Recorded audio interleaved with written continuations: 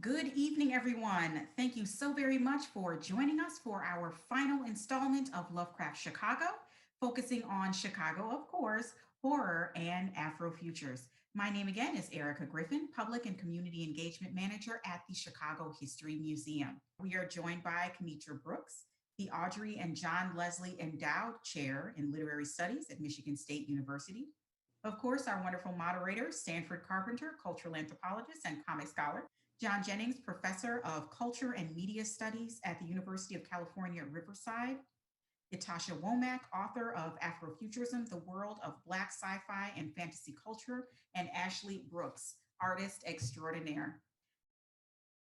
Again, thank you all so much for joining us here today. And Stanford, I'm going to pass over the Zoom controls and the virtual mic to you for the rest of our conversation. Take it away. Thank you for having me.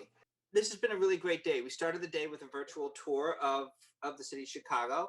And then after that, we had our first panel where we talked about geography and identity. So it was really talking about sundown towns, the Green Book, about how Chicago itself had within it Bronzeville, which is where the Black community is. And then you had Chicago, so you had a city within a city. So we're talking about borders and safety and about how that fit into people's conceptions of self. And then in the last panel, we focused more narrowly on trauma, speaking primarily through the portrayal of Emmett Till in Lovecraft Country.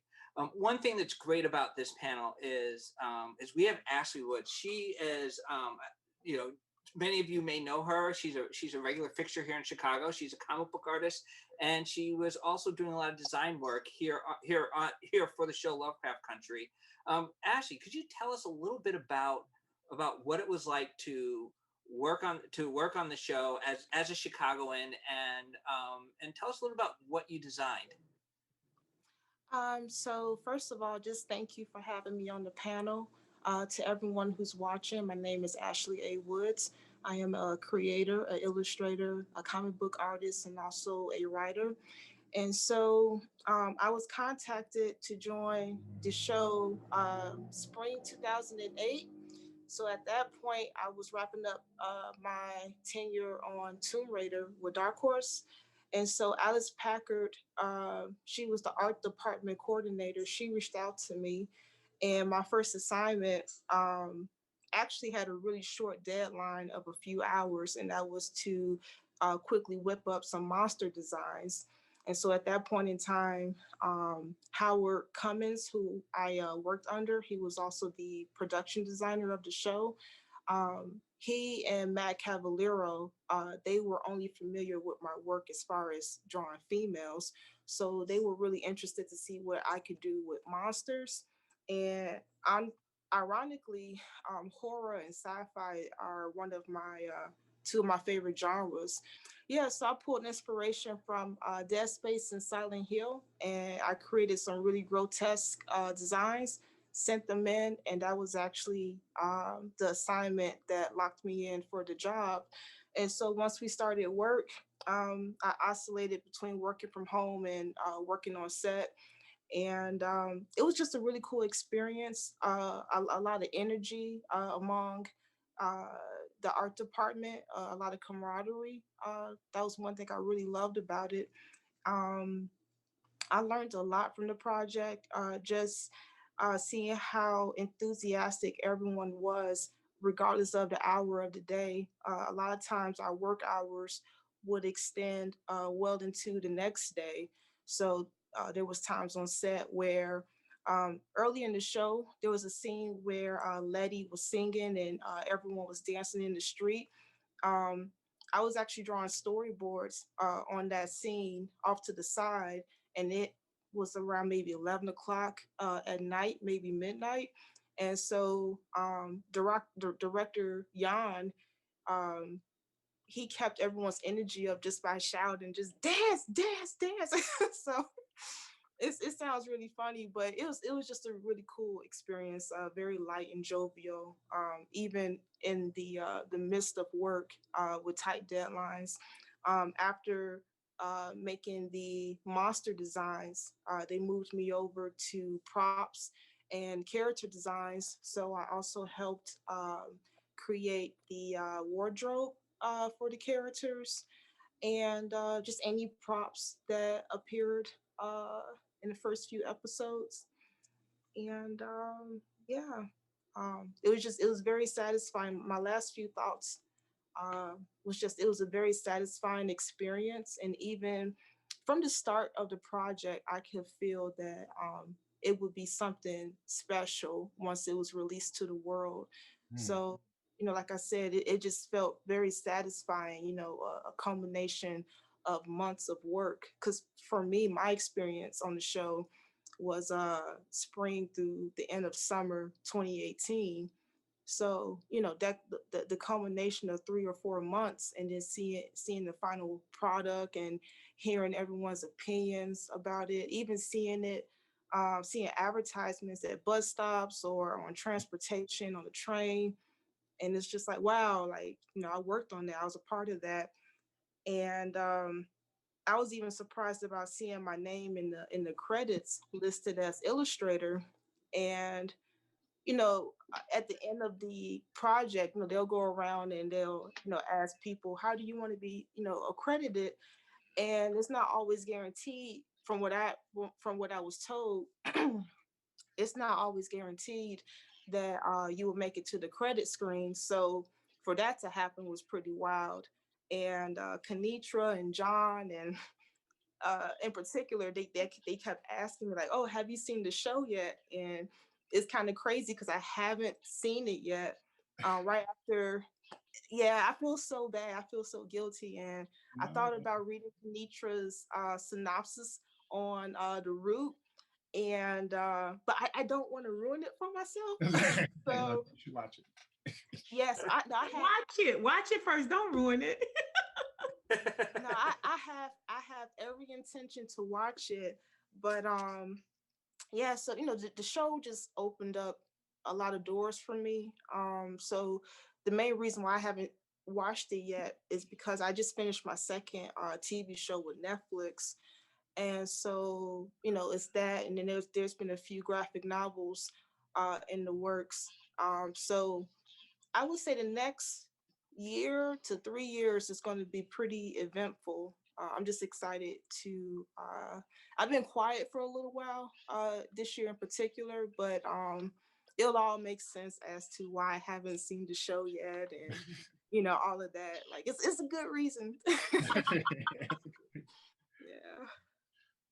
I mean, one of the great things about this show really were the monsters. Were there some specific inspirations that or some specific things that you were referencing or working off of when you're designing the monsters? And do you have a favorite?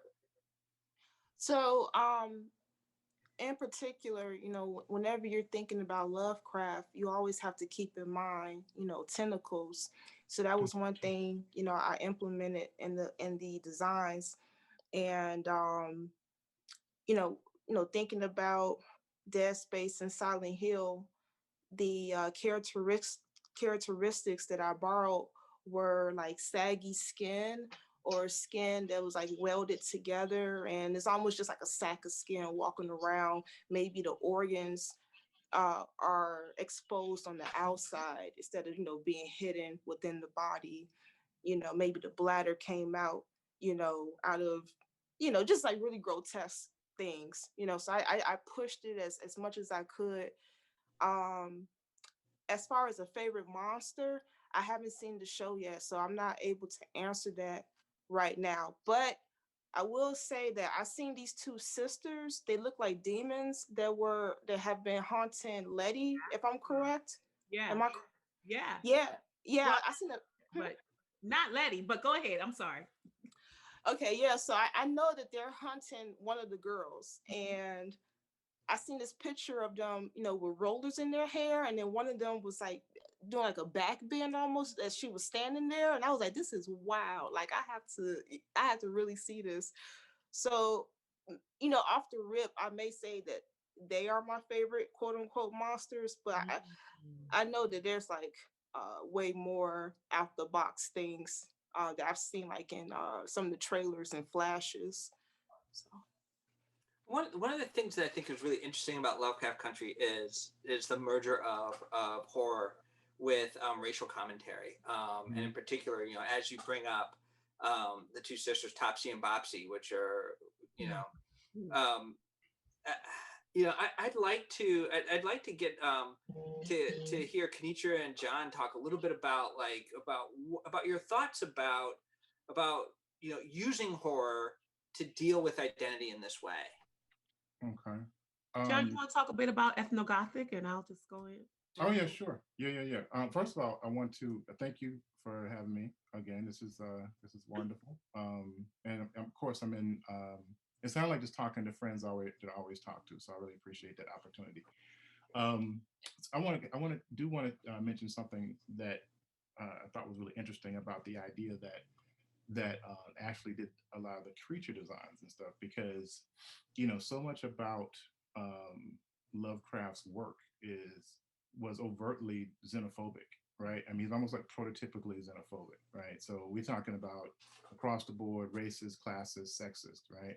So imagine, I'm just imagining how he would feel about like a Black woman who from Chicago, who came from a working class background, actually designing these creatures, or like working. I thought that was one of the things we're talking about, like, and there's the other thing I thought about too, was that the idea of tentacles as systems. I never thought about that until Ashley mentioned the idea of the tentacles. But I was like, oh, those are kind of like systemic issues as manifested. Well, okay, really quickly. So one of the things that I thought about when Afrofuturism as a space had a resurgence, in the last decade or so.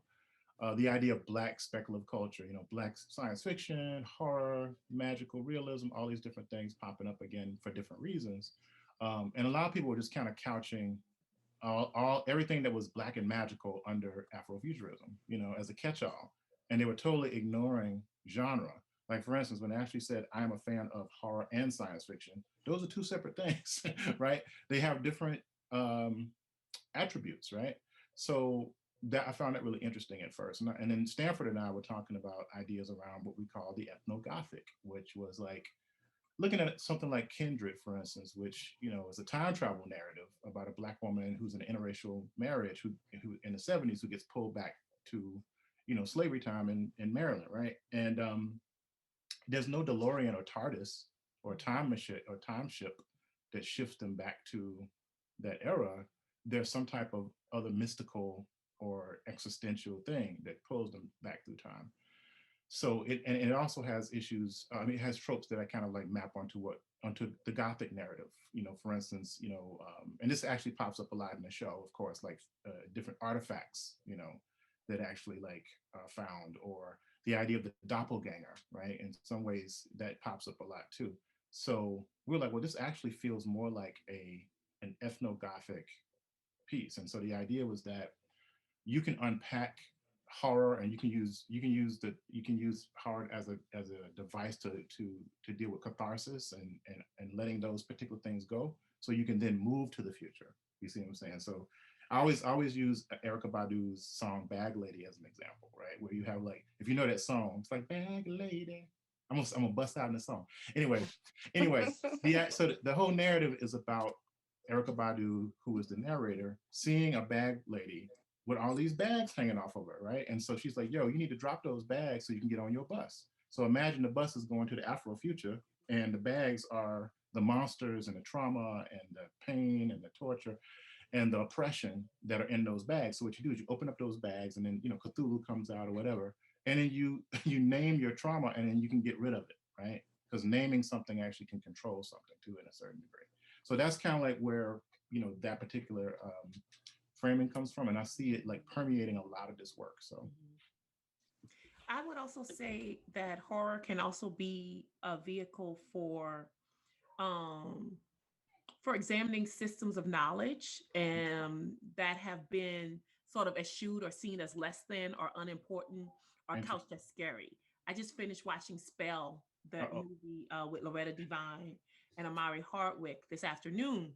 And, one of the things I said about it is I really need this depiction of folks who practice conjure and hoodoo as backwoods and ill-educated to stop. It's a problematic trope. but also it was a depiction of our spiritual systems, the systems of Black folks, their beliefs, their sciences, their mystical sciences, the way in which they were um, portrayed as less than, the way they were portrayed as evil, the way practitioners were portrayed as something white people should be afraid of. That's what actually piqued my interest, right? And I was like, wait, hold on. If this is something, I know this is just a movie, but what's up with this conjure stuff that has, non-Black folks and some Black folks problematically scared of Black folks' ways of knowing? So there's something there. There's a there. And that's what piques my interest and what I want to examine in horror. How does horror talk about or hide these lost forms of knowledge that were thought of as dangerous, that were thought of as problematic, and that we were warned away from? And so I'm always like, if I'm warned away from something that belonged to Black people, someone is being empowered and it's not me. So I start to look at, I ask my students, who is being empowered by you being afraid of your own people and the things that they believed and the gods that they worship? Who is empowered? It's not you. And so I think horror allows us to have these conversations. In Lovecraft, in episode 3, we got the Holy Ghost, and we saw the Mambo who Letty called in to exercise the house.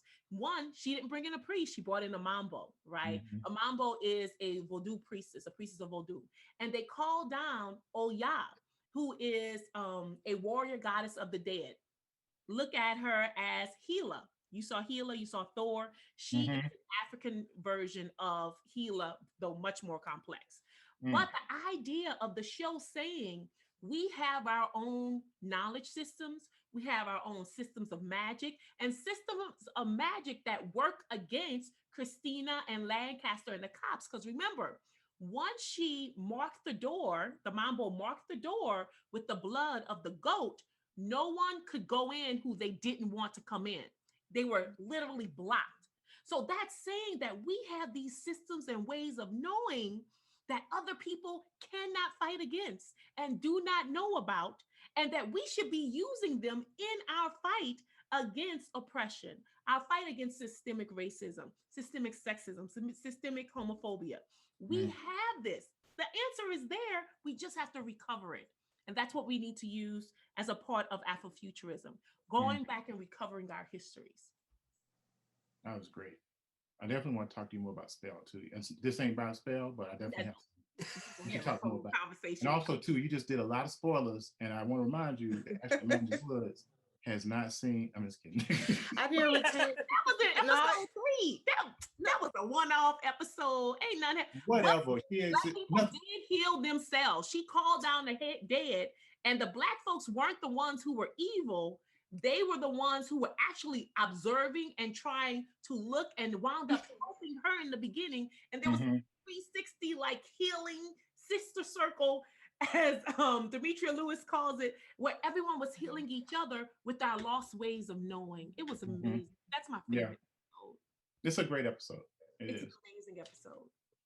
And I also love the way they carry it through, and they weave it into Chicago history. Like one thing that we've been talking about in the previous panels is the Winthrop House is named for the 4600 block of Winthrop Avenue in Chicago, which was one of the first the first places outside of Bronzeville to be integrated. Wow. Yeah. So we actually had earlier this morning we had drone footage. Circling around the block so that people could actually see the block. And then Kinitra, for you to say that kind of brings it all full circle, because I think that this is one of the things that makes centering Lovecraft Country so interesting. It's not just what's happening there, but it's actually the conversations that can come off of it, right? And I'm thinking about some of the other areas in which conjure culture comes up, right? One scene that we're talking a lot about was when Dee was running from was running from the two sisters, right? And you know, she's running. She finally turns to face them. It looks like she's about to conjure something by illustrating by you know, through her comics. And then of course the adult steps in and screws it up, which is kind of which is kind of a typical, you know, a typical trope, like when you in a lot of these movies where you have the separation of the children's world from the adult world, and the adults don't understand the children's world, and then they do something to mess things up for the kids. But yeah, I mean, I'm also wondering, what are some of the other what are some of your other favorite moments as far as the depictions of monsters and the use of monsters to police borders, John? I mean, well, I thought that Ytasha should feel one of those. Yes. You know what I thought was interesting? This juxtaposition of like real monsters and human beings being monstrous, right? And so, you know, and drawing those lines, I mean, around becoming a monster, what makes one a monster, and how one can reclaim their humanity. I just thought was kind of an interesting pivot point, right? Because we see so many, you know, so many of the characters are have, especially the ones who, you know, obviously have taken on the more evil versions of magic, have become monsters, you know. And so, you know, thinking of racism or people propagating that as monsters, and the human being becoming a monster, or, you know, our army character, you know, again, him making decisions that made him monstrous, and then, you know, seeking to redeem himself. That was really a surprise, to be honest with you. I didn't expect that to be, well, actually, I didn't expect anything. I didn't know what to expect with the story. But I thought it was a fascinating theme. I mean, outside of just, you know, racism being monstrous, but literally like people reclaiming their humanity so that they don't become a monster. That was very interesting. You know, I was just kind of thinking about that too. I think it's become like a really useful tool in Afrofuturism or Black speculative culture or what have you, to utilize the metaphor of the monster. I mean, that was something that actually H.P. Lovecraft was very good at, was, you know, the idea of deploying the grotesque in different ways to talk about metaphorical things. I mean, you know, so I look at stuff like, of course, Lovecraft Country, but also things like, I haven't read Ring Shout yet, but it seems like it might be a similar piece, right? By Peter Jelly, is it Henderson Clark? Is that right? Yeah, Peter Jelly Clark. And then also Bitterroot, of course, you know, which is a comic book series that also uses the idea of the monstrous to represent racism. You know, I think so I see like it becoming a useful, you know, tool or metaphor, you know, for talking about these issues, you know, and it definitely resonates a lot with this particular show. The other thing I want to mention quickly too is this is something that I found really, really awesome, is the fact that from the beginning, comics have been part of Afrofuturism, actually. I mean, I mentioned this in a talk I did yesterday, is that when you look at the original piece by Derry, right, where he posits the term, there's 5 illustrations in that piece, and only one of them isn't a comic book, and that's an image of Rem LZ. Everything else is comics, and so comics as an entry point into like not only some of the structures of, you know, because it's episodic in a particular way. Also the fact that, you know, 2 Black women who are comic book artists were part of the production team, and then also using the idea of the comics as a main, you know, place in the story structure, I thought was really cool. But, you know, one of the things I've always tried to do in my work is to reconnect Afrofuturism and Black science fiction back to comics, you know. We got a really interesting question that flows along with the conversation as it's been going. Diane just asked, horror also can hold conflicts between spirituality and evil. Black folks are very spiritually endowed. How can this spirituality impact the fear of horror and the faith? I think, again, going to some of the idea of what do we fear and why do we fear it? I think the idea of our spirituality as being a tool, as being something that can help us, as being sort of like I always look at sort of ancestral worship and those sorts of things as sort of a battery. It's a battery that you're feeding into and that can get you through the rough times, but that can also work for you. And of you in believing in your ancestors and working with your ancestors, as you walk into rooms that are hostile, as you walk into places that are hostile, you are surrounded by people who are there fighting for you, for your benefit, with you as their descendant, right? So for me, I think that a lot of times our spiritual practices can remove the fear or put it into a place in which it's bearable, or we can handle it, or it isn't overbearing in ways that arrest us from making the necessary progress. And I also think this is why so many of our spiritual practices have been demonized, right? It's a power source. Why wouldn't you want to tap into that power source? Because you're made afraid of it. So I think that this allows, I really enjoy John and I talk about Skeleton Key all the time. There's Bree Newsom's short story, Wake. Mhm. I think really good horror that centers Blackness looks at our fear of those, of conjure, hoodoo, those spiritual practices, but also provides them and uses them as a tool and the answer to whatever we're afraid of. We see that in Tananarive Dew's The Good House, right? Mhm. An evil practitioner of Vodou started it, but the answer to solving what was going on with the house and the haunting was for her to go back and study the conjure and hoodoo of her grandmother, right? So it can provide the scare, but also provide the healing and the progress that happens beyond just being afraid. Yeah, I agree with you. Few months.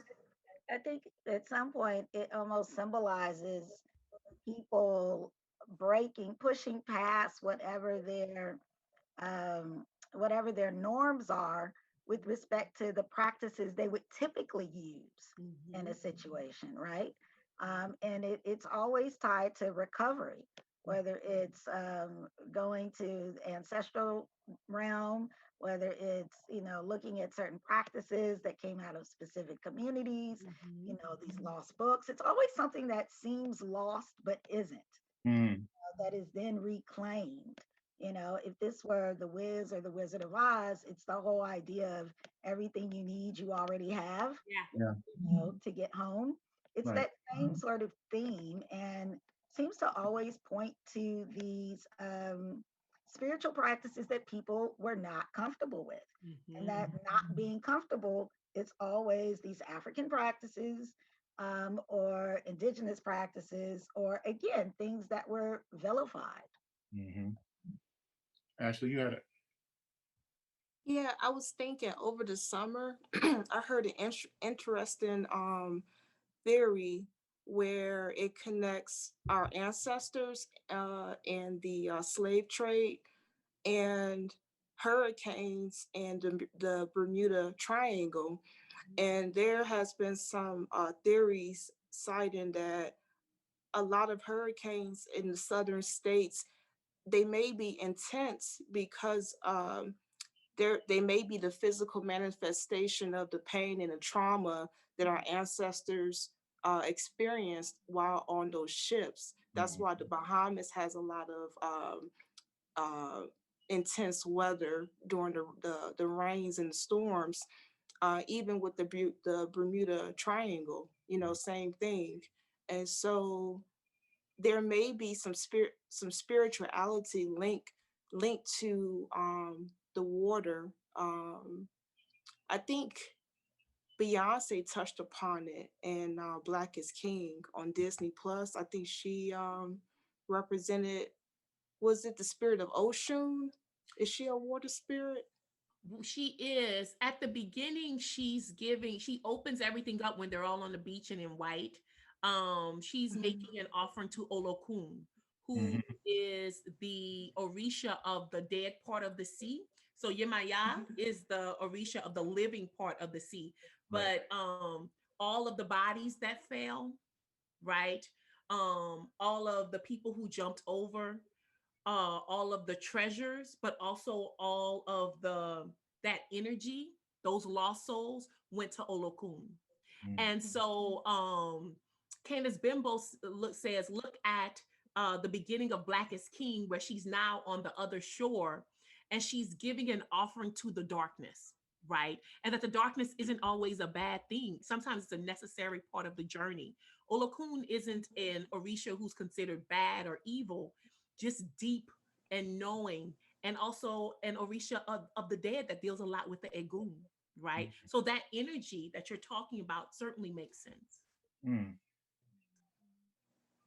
Yeah, in any case, I do feel like the genre of horror, it could really reflect a lot of stories from African American culture or just Black people culture, period, because of trauma and fear, anger, all of that. That's all included in trauma. Anytime we watch a horror story, regardless of who's starring in it, trauma is like the centerpiece of it. And I feel like we could tell a lot of our stories, kind of like how Jordan Peele did it with Get Out. Of course. Yeah, there was some comedic, it was some comedic elements, like say when the main character went upstairs and then all the white people stopped to listen. Mhm. It's funny, we can laugh at it, but there's like a creepy element to it too. And I feel like not to sound pessimistic, I just call it as I see it. There's an element of that in the everyday Black experience. Mhm. um I can read the room sometimes if I enter and there's a shift. Maybe it's about me, maybe it isn't about me. And this is like when I enter certain spaces, just to be specific. And I was speaking to one of the panelists before this actual panel started, and the way I deal with it, racism, or whether it's overt or covert, because sometimes it's so covert, you're almost gaslighting yourself. Like, do I feel what I feel, or did I see what I see? But in any case, there is an element of fear that Black people experience every day, and it's up to the individual, how much of that fear they want to acknowledge or give into. Me personally, I just plow through life. That might sound reckless, but that's just, I just don't internalize a lot of what people outside of me have to say. Sometimes I do, but for the most part I don't. And that goes for especially like anybody who has racist intentions towards me. um yeah, I said a lot. I kind of like deviated. No, no, no, no, not at No, all. not really. I mean, Not at all. one thing that's really interesting is is all these conversations around place and space, right? Yeah. Whether it's talking about talking about like why the hurricanes are so intense there, right? Earlier we had a couple of questions, especially in our geography panels, really about like why Chicago for this, or actually it was in the not the first panel, the second panel. Why Chicago for this story, and what does it mean that this story took place in Chicago? And keeping in mind that none of us were involved in writing the book. But it's still an interesting thing to speculate, like what makes what about Chicago makes it an interesting place for a story like Lovecraft Country? Because I can imagine they could have told it about any city. They could have centered a lot of other cities, but for having it in Chicago, it does give it a slightly different flavor. And what are your guys' takes on that? I just felt like I always use this example of Chicago for many people coming up through the Great Migration Mhm. was like the future of Mississippi, Right. the future of Alabama removed. Literally, it's people coming to a space to live a life that they could not live in these traumatized um, southern regions. And You think of all the different things, the entities. I mean, you can go from Ebony Magazine to the hair care companies, all of these titanic moments in the 20th century Chicago. And they literally were futures that were enacted that could not have been lived out if they had stayed where they were, unfortunately. And so with this mass coming, there was it created a political dynamic where, these new Black residents became a political volleyball. So they're being, crammed into an area. You have all kinds of people of different walks of life creating these new features and speculating. I think about the Sun Ra and Alton Abrams and the sort of communities they were a part of, where people are speculating on future engaging with sci-fi. I mean, Chicago has one of the largest Black metaphysical communities in the country, one of the largest New Thought philosophers, Black New Thought philosophers in the country are here because you had so many entities contemplating the esoteric.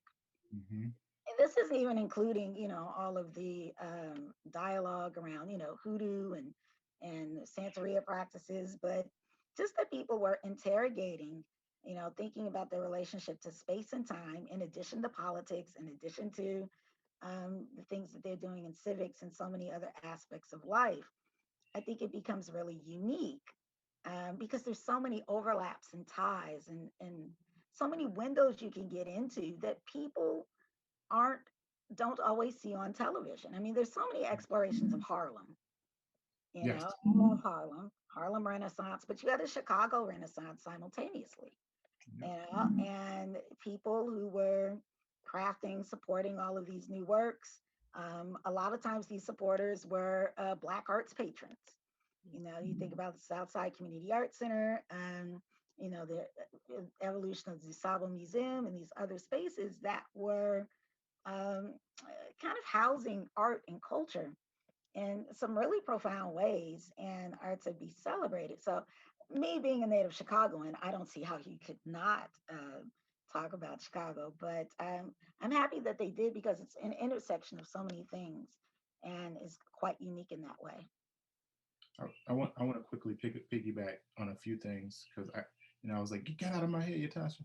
So yeah, because this first of all, I want to say back to something that Ashley mentioned about trauma.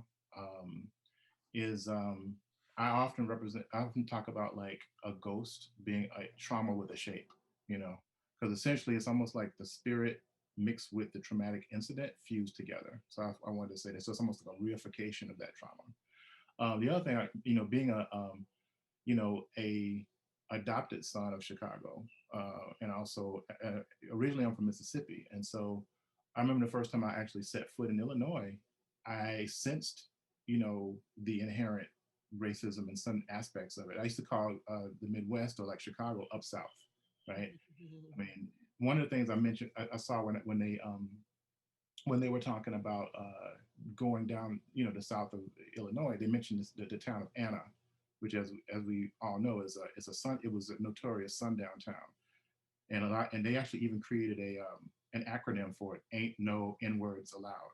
Anna, so it was notorious as a sundown town.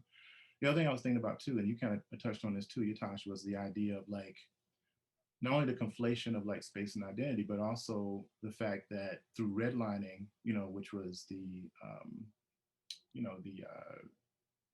state-supported, federally supported segregation of people, moving into these spaces, as far as like housing was concerned, creates this kind of like this tension that actually kind of permeates the city. I mean, it's a very segregated city, always has been.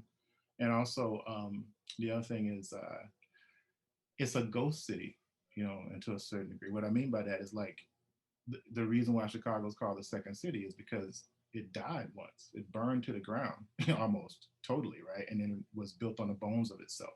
In fact, like parts of the original parts of Chicago were built into the rebuilding of it.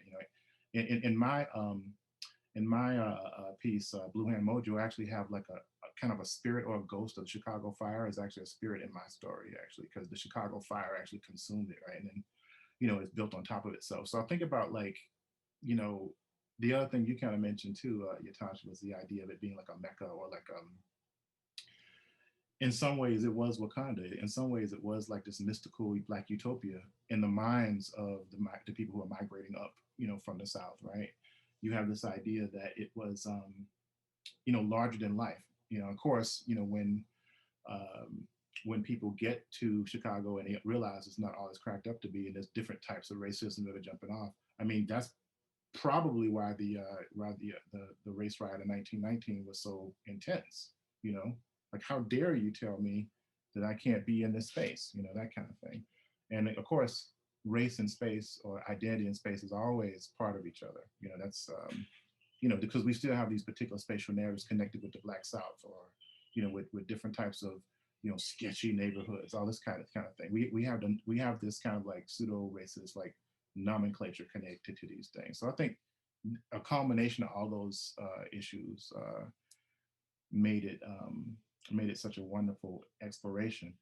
The other thing too is that I thought it was really great that the family business was to create safe spaces for Black people to travel. It's the Safe Negroes Guide, to getting around in these different systems, right? Subverting those systems through publication. I thought that was a really great aspect too. And I'm going to stop talking. I think that's so cool. No, I just want to make sure getting some. Gets the time. Yeah. We've been getting some great questions flooding in. I'm gonna. This one's a long one, but so just bear with me as I read it out. It's from the person's handle is Educator Hammock. We've seen a lot of sci-fi and horror series recently address historically dark moments in U.S. history.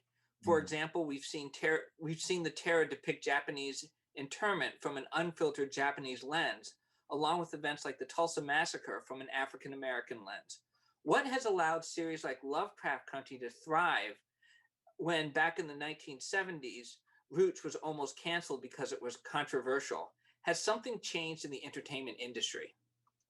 Well, I think there's a demand for the content. I mean, with the success of, Black Panther was such a response to all of the achievements of indie comic book creators and others, and you think about the success of films like Us, the Jordan Peele films, it's kind of just opened up a door for a lane of storytelling that many people are, just really excited about.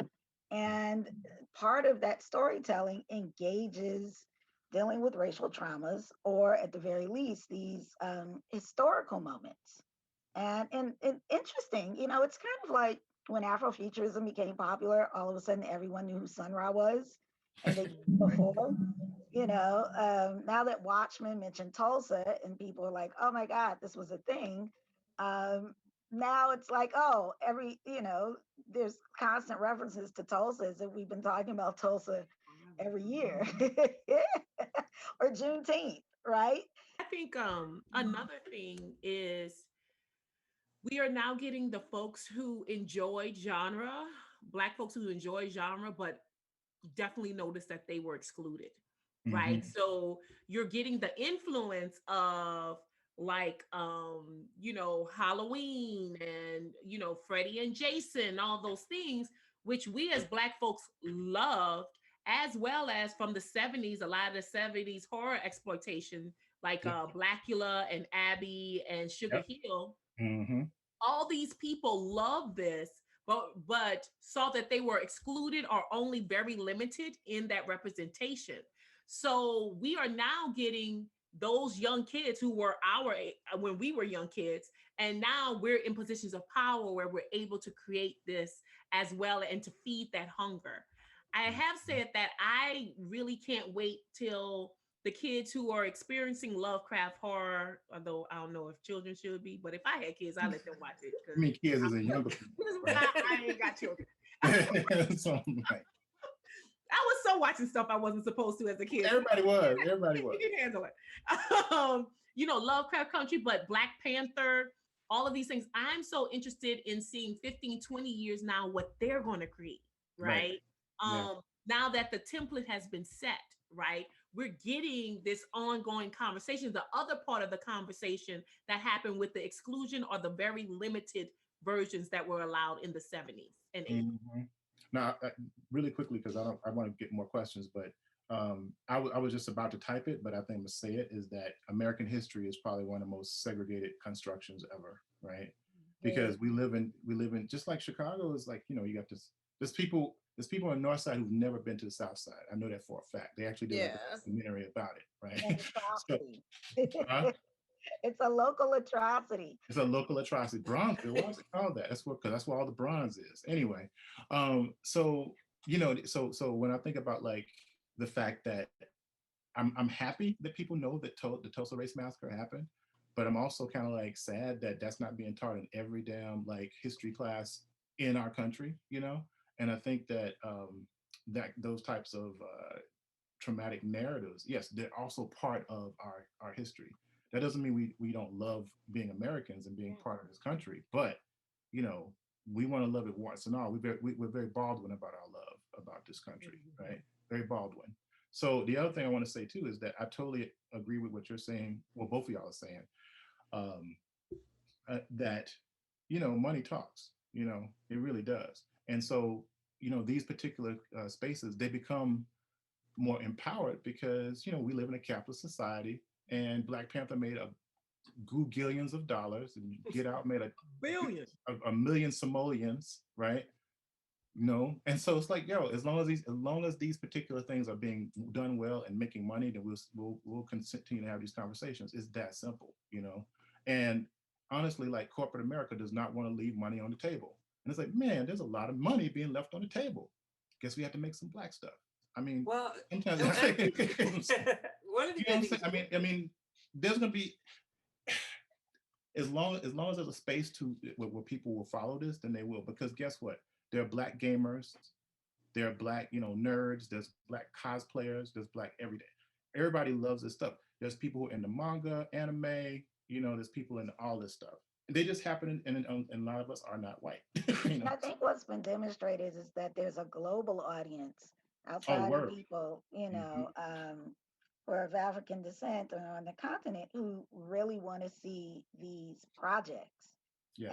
And, I think because we're teaching horror in academia, you're teaching sci-fi in academia, and these are being used to interrogate futures. And as soon as you look at the canon, you realize it's not diverse. And you're like, if we're going to be using this as the basis for, metaphors for life and forecasting, we're going to have to utilize works that talk about people of color. Mm-hmm. Well, one of the things that I find is I was just saying that I'm teaching a Lovecraft Country course next semester here at Michigan State University. I've already written out like the basis of my lectures. I mean, you really have. I mean, you straight up have written a class. I know. So I was like, let's just transition and make my life easier. I know, right? I just found out this morning that myself and Ronaldo Anderson are going to be doing a Lovecraft Country reader.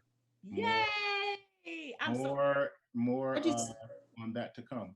So anyway, go ahead, Stanford. You had something. Ashley was about to say something. Sorry, go ahead. Yeah, my bad. No, I just wanted to piggyback off of what John said regarding different audiences who are into video games, manga, and so forth. For people who aren't aware of the game Cyberpunk 2077, the main game designer for that game is a Black man named Mike Pondsmith. What's so funny?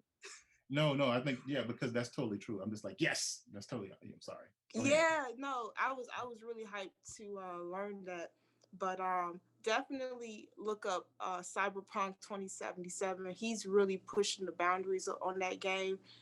It was just delayed again, just because the quality is just over the top. Mm-hmm. A lot of times, the world audience is afraid to delve into Black produced content because the rest of the world likes to say that, oh, Black standards don't meet the quality, of Hollywood or what's typically accepted. And I think that we're starting to see that, not even starting to, we've been seeing that for the past 10 plus years. We have Chandra Rhimes with ABC. Well, she just left ABC, but she created How to Get Away with Murder and Scandal and all these, top tier TV shows. Who else? What's her name? She did A Wrinkle in Time with Oprah. She did Oh, other movies. Ava DuVernay. Yeah, yeah, Ava. So Mhm. we do have people that are changing, Black people who are changing the narrative of what we can create, what we bring to the table. So back to my original point, definitely check out Cyberpunk 2077. Keanu Reeves is also a part of it, so that's really exciting and cool. But like I said, it's being designed by game designer Mike Pond Smith. Wait, let me look at his last name. 1 second. Yeah, Mike Pond Smith, and he's an older gentleman. So, born in 1954. So that was really surprising to me as well, because typically when I think of video games, I think of Gen X, maybe people, just Gen X. I wouldn't think of like a baby boomer or someone older doing their thing in video games, especially nowadays. Right. So, yeah, I just wanted to add that. Well, one thing that thinking back to what John was talking about in terms of not leaving money on the table, it also had me thinking about like what we make our money off of, right? And as somebody who personally who's really interested in the superhero narrative, in part because I think I find that to be interesting because ultimately they're power fantasies. It's what happens when you give an individual a crap ton of power, and in the superhero genre, they kind of assume that people are going to be moral and upstanding. But I think what's interesting is as we talk about it, and horror is interesting because we have a lot of we use horror to deal with a lot of stereotypes and systems, right? And it's often surviving is about beating the system, and so this idea that we have a genre that's really well fit for that we're going it's being made because we're making money off it, but it's kind of as opposed to watching slave narratives, as opposed to watching another dirty hairy vigilante narrative where it's usually black and brown thugs, right? The idea that we're actually going to make money watching or engaging Black people who are fighting and succeeding at fighting a system, right? Even though it's cloaked within a horror narrative, and I personally find that to be really intriguing. We're just about out of time, but I wanted to. There's one last question, and I'm going to start by apologizing to all the people in the audience who sent in questions that we weren't able to answer. We're going to see if we can find some way to still get back to you. Was it Steph Rootson asks, now that we are starting to have more space in media for stories like Lovecraft, what all do you each hope to see moving forward for these types of stories? These types of stories about Lovecraft or other literary figures? Because I think I read it as both. Okay, because one of the things that I found really interesting is that because of the pervasive influence of Lovecraft in weird fiction and science fiction and fantasy, he definitely is like a seminal figure, and a lot of people that we like Stephen King and people like that, were influenced by him, and I think that because of the fact that the Black writers who were around the same time as were like had other things on their mind besides writing about weird fiction, we don't really necessarily have. We do have some figures that are like that, but I want to see stuff that comes from those spaces, as far as like maybe some Du Boisian sci-fi or some. I want to see some Dumas. I want to see like Dumas Country. You know what I'm saying? Henry Dumas would be awesome to see. I would love to see like a movie or a TV show based on Ark of Bones. That'd be wonderful. because we do have those writers that were doing weird fiction in a certain sense, but we just call it Black literature. You know, the speculative has always been a part of how we imagine the world, you know, which makes sense because Black folk were speculated into existence anyway. You know, what does that even mean, right? Because race is a construct anyway. So, yeah. Anyway, so that's my short answers. I want to see more, you know, and it's happening too, by the way, because as Ashley was saying, we do have people with like production companies and spaces where we can actually see that happening. Case in point, Viola Davis, right? Viola Davis is developing 2 science fiction shows based off of, you know, and centered around Black women, actually. One is Fast Color, actually is being developed into a TV show. Oh, And the other really? one- yeah, you didn't know that? I didn't know that. I You tell me taught you that. I'm something? so happy. Thank you. Because it's such a good story. It's such a good story. No, you didn't see that? Yeah, Fast Color is being developed into an Amazon series. Yeah, because she has to deal with Amazon. And the other one, is, of course, is Wild Seed, which is being developed into which is Octavia Butler's seminal narrative. And the showrunners are our friend Nedia Okorafor, and also Wanuri Kahio, who is a Kenyan science fiction and fantasy filmmaker.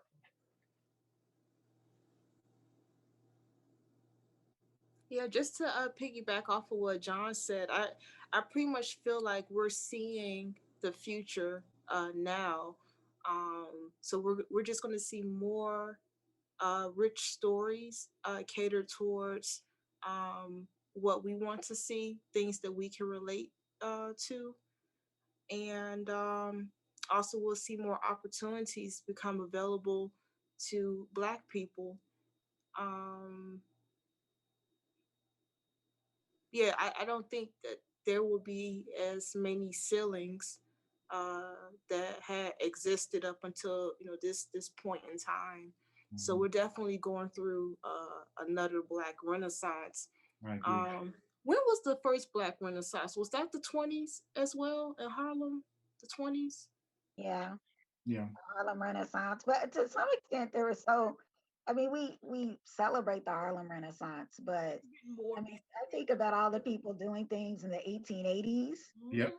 So, Yeah, like Pauline Hopkins and those. Yeah. Stuff Yeah, like that. you know, Yeah. yeah, It's so interesting how it all comes full circle, to now.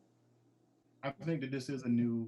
That's kind of what when we kind of mention the Black speculative arts movement, right? We think of it as an interconnected system of this newer representation of things that we've done before. That's why I loved Sherry Renee Thomas's Dark Matter so much, Yeah. because even though Mark Derrick posits the term Afrofuturism in the early '90s, what she says is like, yeah, that's cool and all, but we've been doing this speculation around things way before that. Not no diss, but it's a name for something that Black people have been doing for a very long time. And then And when you look at the Cherie? spiritual practices, sorry, No, I was going. then go ahead, Kinitra. Oh, okay. I thought I was gonna transition because Cherie Well, I was doing a pause dramaticus. I was doing a dramatic pause. But it's cool because now it's I'm just gonna sit here with tentacles behind me. Go ahead. Well, I thought Cherie was a great transition. Thank you. I'm gonna take that one, John. But You're I would like to see, especially with Misha Green and what we've seen can happen, I would like to see more Black women at the helm of creating genre fiction Mhm, that centers Black folks. mhm. I think for me, Antebellum and what's the one with the horror, the bad hair, bad hair were misses for me, and they were misses for me because they both starred Black women, but was someone else creating what they thought Black women were afraid of and what the horror would look like for them. And I think we got something really scary with Misha Green because we saw, and especially in that Jigaboo episode with the Topsy twins, it was haunting. And I think it was so haunting because it was about the neglected Black girl who everyone was too busy to take care of, Right. right? And being left alone, but also being haunted by her worst nightmares. And in it, I talked to Dr. Regina Bradley, and she was like, there are some things that haunt Black girls that Black girls have to deal with behind closed doors that would just surprise the hell out of you that you can't even fathom. Right. And I think that intimacy with the specific ways in which Black women or even Black queer folks creating it for other Black queer folks, there are intimacies in the horror that aren't easily translated unless you've experienced it. Mhm. And I just felt that Antebellum and Bad Hair missed it for me. Even though they had great Black women in them, it just didn't. And I thought I speculate if that was what was missing, right? The Black woman at the helm or the creative piece. I would urge folks to look at Bree Newsom's Wake. short film, 20 minutes. It's called Wake.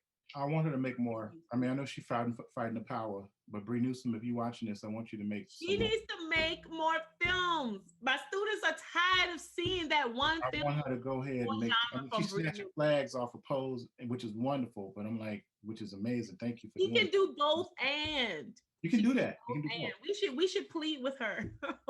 You know, we should do like a campaign after the election, though. After the election. After election. Doing her work. So, really quickly though, I want to respond to a little bit to what Kinitra was saying. I think the fact that I think it's great that we actually have a spectrum of Black horror to deal with now.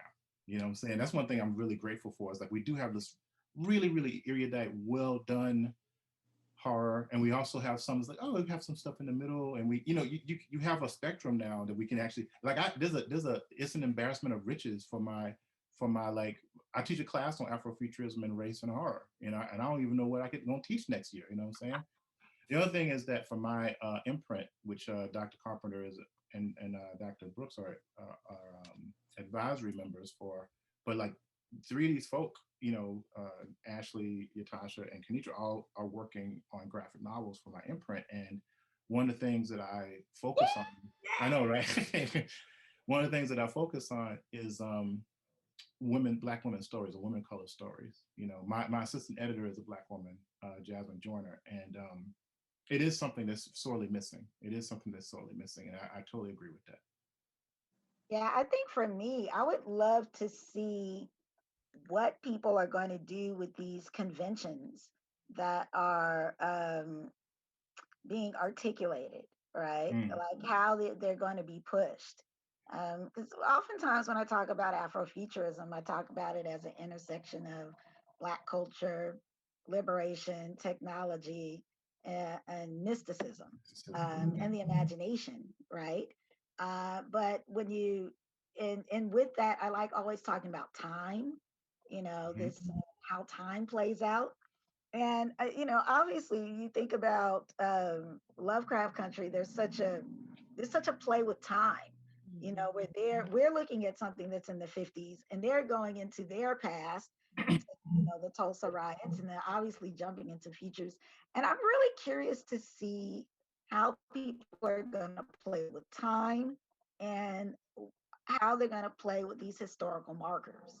You know, and then also what nuances in like these wisdom centers, you know, whether you're talking about Santeria or hoodoo, etc., metaphysics, what people are going to, how nuanced it's going to get, you know, because there's some go-tos that we're starting to see a lot, right, that are becoming conventions. Like Tulsa is starting to become a convention, right?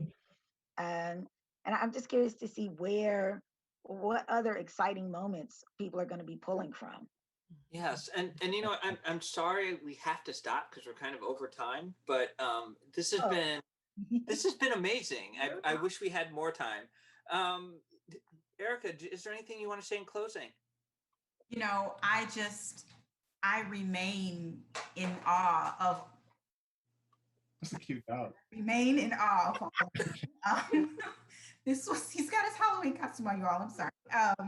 This was outstanding. It was so very necessary. I feel like I have an entirely new understanding of this show, and all of the work that you all are doing to bring these stories forth and project them forward is outstanding, each and every one of you. We are on a process to reshape and enhance what public engagement looks like at the Chicago History Museum. And all of you as Chicagoans, as people across the country, the world, your voices are important and they resonate with me certainly. So please give us your feedback. Be on the lookout for more programs, upcoming events. Visit the website, chicagohistory.org/events. And if you have time this evening, if you are not going anywhere, and I hope you are right in the house, please visit Spotify, visit the Chicago Museum's playlist for our programming today. I would like your feedback on that also. So thank you. Until we see you all again, stay safe and be well. Have a wonderful night and happy Halloween.